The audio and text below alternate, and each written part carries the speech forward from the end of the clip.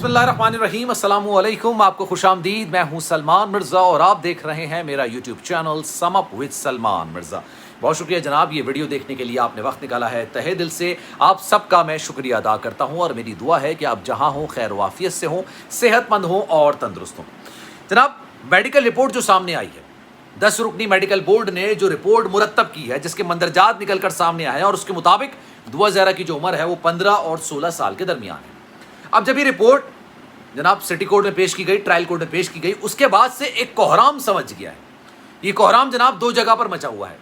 एक तो ज़हीर अहमद का घर है, जहाँ पर समझ नहीं आ रहा, किसी वक्त भी छापा पड़ सकता है और किसी वक्त भी ज़हीर अहमद को गिरफ्तार किया जा सकता है, क्योंकि उस पर एक संगीन किस्म का केस बना दिया गया है मेहदी काज़मी साहब की जानिब से। ये केस क्या है ये भी मैं आपको बताऊंगा, और साथ साथ ज़हीर अहमद इस केस और गिरफ्तारी से बचने के लिए कहाँ फरार होने की कोशिश कर रहा है ये भी मैं आपको आज की वीडियो में बताने जा रहा हूँ। साथ साथ दूसरी बात, कोहराम दूसरी जगह कहाँ मचा है जनाब? ये कोहराम उन लोगों के घरों में भी मचा है जो इस सारे मामले में ज़हीर अहमद को फेवर कर रहे थे। ज़हीर अहमद की बैक पर खड़े हुए थे, ज़हीर अहमद को कह रहे थे जनाब तुमने बहुत अच्छा काम किया, और दुआ ज़हरा को भी कह रहे थे कि जनाब आपने बहुत अच्छा काम किया, उनकी दाद रसी कर रहे थे।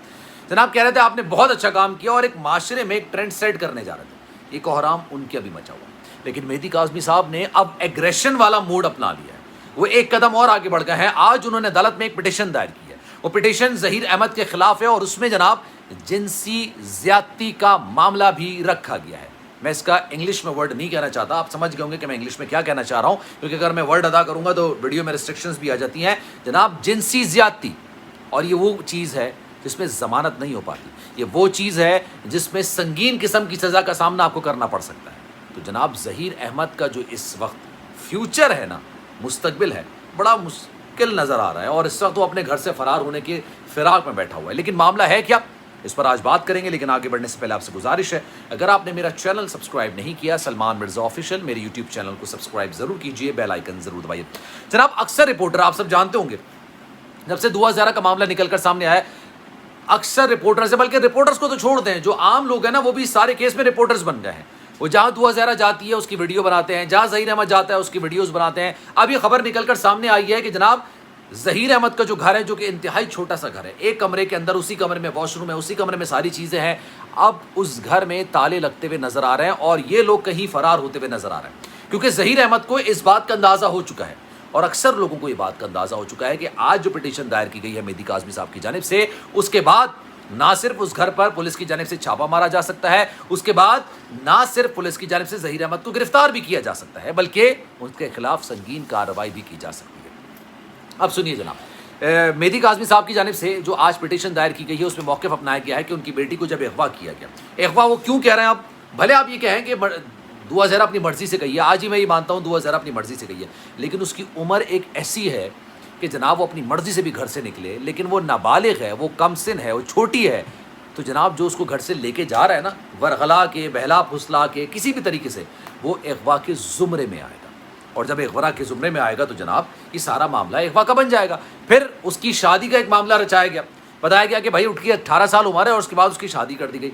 अब उसकी उम्र जो निकल कर आई है वो 13 साल 11 माह और 19 दिन है गालिबन, जो मेहदी काज़मी साहब की जानिब से आज कहा गया। अब उनकी जानिब से जब ये कहा गया, उसके बाद क्या हुआ, उसके बाद ये हुआ कि जो सारा केस है ना, ये जिनसी ज़्यादती की तरफ भी आ रहा है।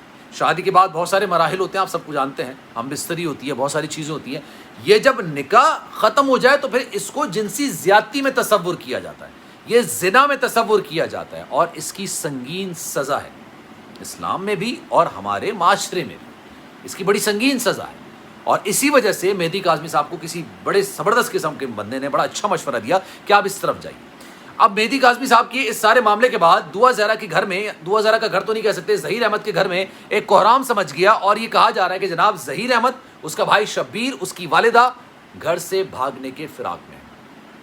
इससे पहले भी ये मामला हुआ, जब पुलिस उनको ढूंढ रही थी ना, तो वो घर से फ़रार हो चुके थे, घर से भाग चुके थे। उनकी जो लोकेशन थी वो मुख्तलिफ जगहों की नज़र आ रही थी। जनाब इनकी जो वालिदा हैं वो पंजाब यूनिवर्सिटी में एक ऐसी खातून है जिनके बारे में मैं, क्योंकि वो माँ है तो इसलिए मैं उनके बारे में कोई गलत लफ्ज़ इस्तेमाल करना नहीं चाहता। उसका जो भाई है वो पंजाब यूनिवर्सिटी में, उसके जो मामलात हैं, लड़कियों को वरगलाना, वरगला के मुख्तलिफ़ किस्म के गलत काम करवाना। अच्छा, लड़कियाँ छोटे शहरों से भी आती हैं, वो भी आगे बढ़ने के लिए कुछ इस तरह के काम कर जाती हैं जिसकी वजह से उनको मुस्तकबिल में पछतावा होता है। تو یہ ظہیر کا بھائی شبیر ان تمام چیزوں کی وجہ سے بہت زیادہ مشہور ہے، اس کی مشہوریت ان چیزوں میں بہت زیادہ ہے. تو اس کو یہ سب پتہ ہے کہ جناب اس نے کس طرح سے کہاں کیسے اور کب جانا ہے. ظہیر احمد جو یہ بات کہتا ہے کہ میں 80,000 روپے کماتا ہوں، اب جناب اس کے گھر کے اگر معاملات دیکھے جانا، ایک اس کے جتنے بھی انٹرویوز ہوئے ہیں اس کے گھر میں نہیں ہوئے ہیں. آپ یہ دیکھیے کہ جو دعا زہرا کا انٹرویو کیا گیا وہ ظہیر احمد کے گھر میں نہیں کیا گیا، بلکہ کہیں اور بلا کے کیا گیا تاکہ کچھ اچھا ماحول، اچھا ایمبیانس، اچھی چیزیں دکھائی جا سکیں. اس کے اپنے گھر میں جا کے اگر آپ انٹرویو کریں گے تو اس میں 2 چارپائی یا 1 چارپائی کے علاوہ آپ کچھ نظر نہیں آئے گا. یہ وہ بندہ کہہ رہا ہے کہ جو 80,000 روپے کماتا ہے. یہ وہ بندہ کہہ رہا ہے جو کہتا ہے کہ بھائی میرا اپنا پلاٹ بیچ کے تمام چیزیں کی ہیں. یہ وہ بندہ کہہ رہا ہے جو کہہ رہا ہے کہ ہمارے آباء و اجداد کے پاس ٹھیک ٹھاک پیسہ ہے. اور یہی شبیر اور اس کی والدہ پنجاب یونیورسٹی میں کن چیزوں میں ملوث ہیں، اگر میں آپ کو بتانا شروع کر دوں تو آپ کو اپنے کانوں کو ہاتھ لگائیں.